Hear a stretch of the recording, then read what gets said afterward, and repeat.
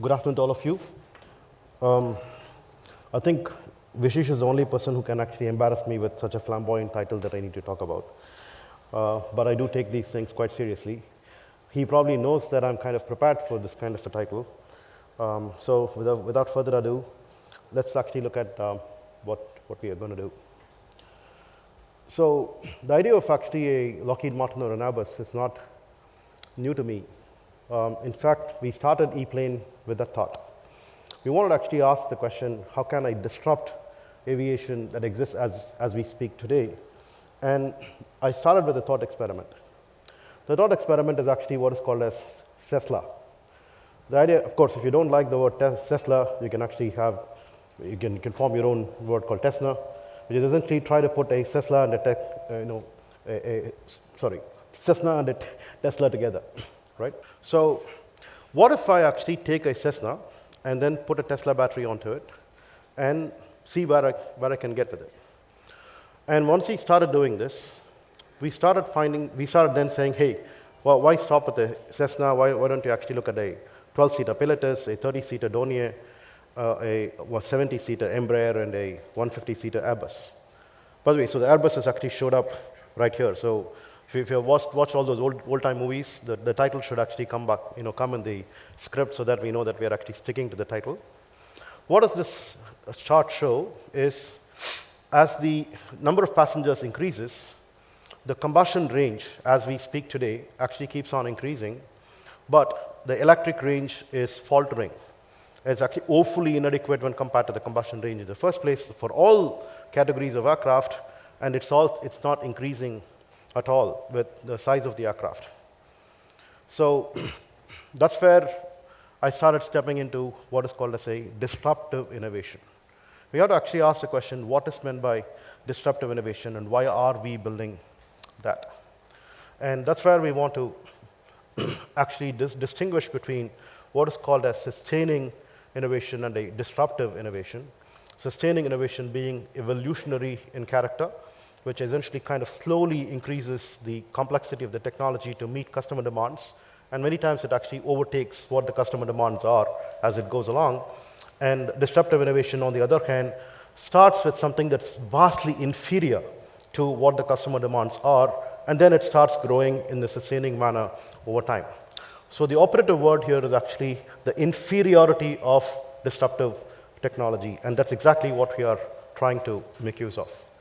The idea is actually being crafted very clearly by Clayton Christensen in his book called The Innovator's Dilemma.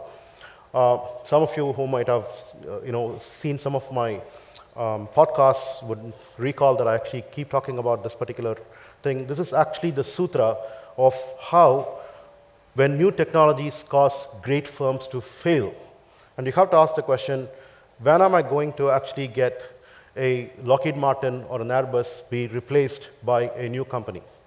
And so it's one thing about those things to fail, but what about new ones to enter? This graph is pretty much like the key thing for the whole idea. We start with something that's actually a inferior technology, which today is the E200X that we are building, because it has a woefully inadequate range to be able to compete with the Airbuses of the world as we speak.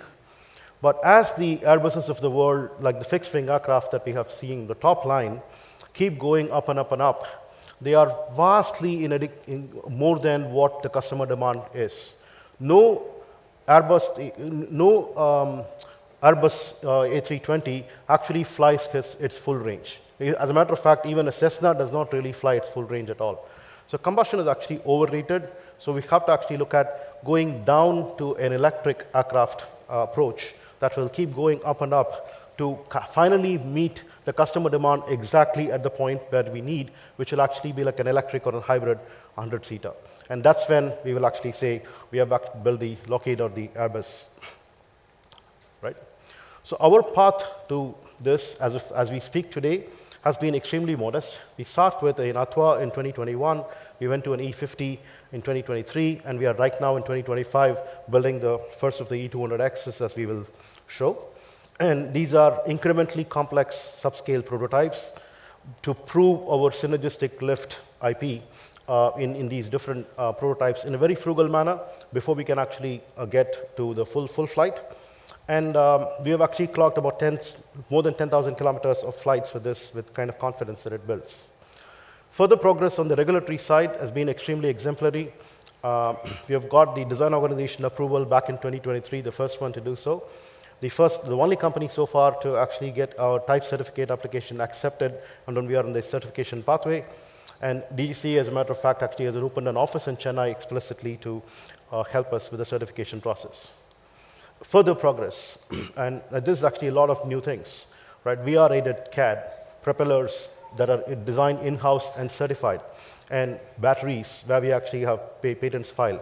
Autonomy stack that will actually make the aircraft fly autonomously, but we will put a pilot for the regulatory purpose as well as public acceptance. We design our own landing gears, whereas there are full companies that actually do that by themselves. Avionics, the sensor stack, and the pilot control displays, and so on.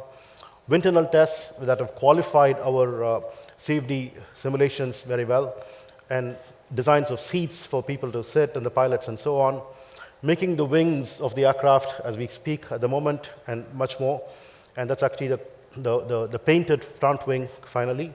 And finally, we will actually get to the point of getting the rear wing and the fuselage that are going on right now. We didn't want to show half-done photographs here, as well as when we get all of them done in about a month's time, we should actually be doing the final assembly. In fact, if this event had been about a month later, we could have probably shown the full aircraft. Is where we are.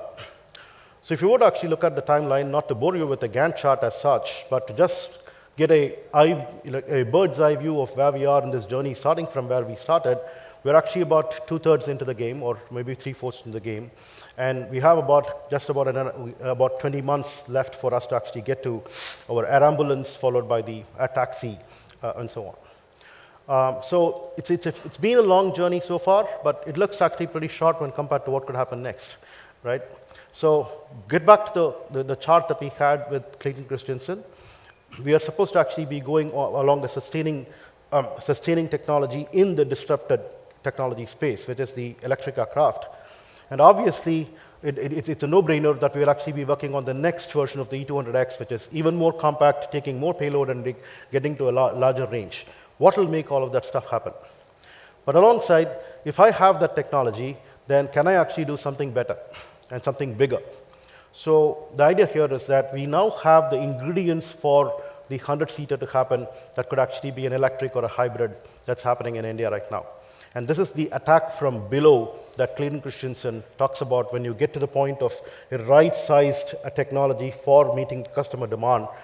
And that's what we want to show you. These aircraft are not going to look like the ones that you're actually used to, the tube and wing concept, which is actually extremely archaic. The latest in the game is actually what's called a blended wing body. And the seats inside, the interiors inside is actually not going to look like this tunnel in which you have to be seated in a cramped manner. It's actually going to be more like a theater, very similar to the audience, the auditorium that we are in today. And we pack a lot of new tech, right? The blended wing body is something that we talked about. Carbon fiber, completely like what we are doing at the new campus, if you can visit us and see. The powertrain efficiencies that are actually good with hybrid and electric, and the overall efficiency with the kind of synergistic lift IP as well as the NASA distributed electric propulsion. We also actually have a new kind of jet engine that we are working on. That's called GE. I think the students that I work with actually were intoxicated by this particular acronym, and that we believe is actually going to be in the 21st century jet engine. And we will simply say that we will get rid of the turbine, and we will work with an electrically operated compressor and a rocket combustor that we will actually get Agnikul to print for us. And right, and we actually have a rocket engine powered by an air supply from a compressor will actually do the job much better than what a currently jet engine does with all the maintenance issues and so on. So with all this, finally, the Lockheed Martin Airbus moment is what we can actually expect. And the expectation is actually based on customer, right, finally. What does it really matter? If I were to actually be currently paying 5 rupees per pax kilometer for going anywhere on an average, it's going to cost me something like about 4.3 to go from Delhi to Chennai, Delhi to Mumbai is 2.66, and a Chennai to Mumbai is 2.16. That is the disruptive technology we are talking about. And once we get there, we will actually have the Lockheed Martin or the Airbus of India. Thank you so much.